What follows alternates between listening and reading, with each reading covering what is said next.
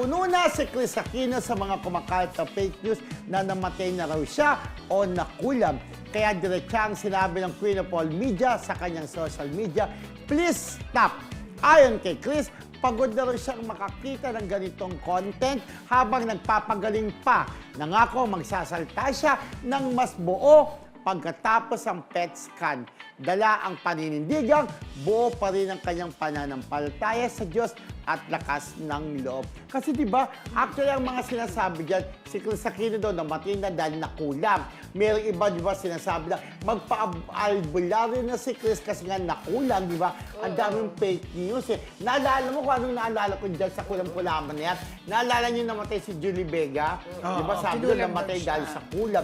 Pero syempre to si Chris Aquino, at least nilinaw niya na yung nagsagot siya sa social media, etong weekend, doon siya ulit sa social media niya.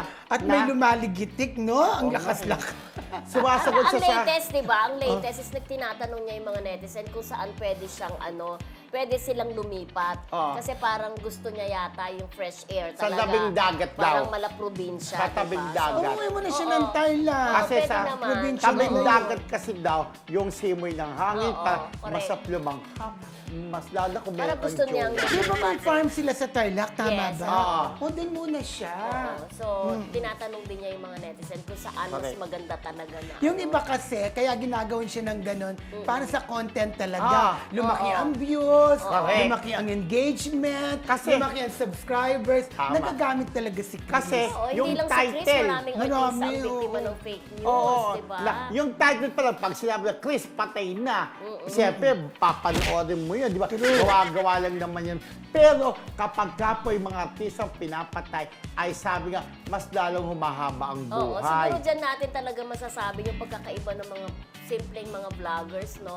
Doon sa mainstream media Sa talaga mga na traditional tinatawag. din, no? Correct. So sana medyo Mag-ingat. maging responsible naman tayo. Huwag lagi for the content, for the views, Yes. At diba? pwede silang mademanda ng ganyan, di Correct. ba? True. Paano kung may magsabi kay Chris, i-demanda mo yung nagsasabi sir na namatay ka na.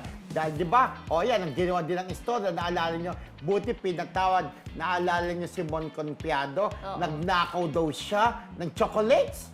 So, Cristo, chocolates lang, nanakawin pa, imposible, para sa Bumili content. ni Mon ng isang bahay ng chocolates, no? Correct. So, huwag niyo po patayin si Chris. Dapat po niya ay kailangan niya ng dasal natin para po, kailangan pa po ang isang Chris Aquino sa show business.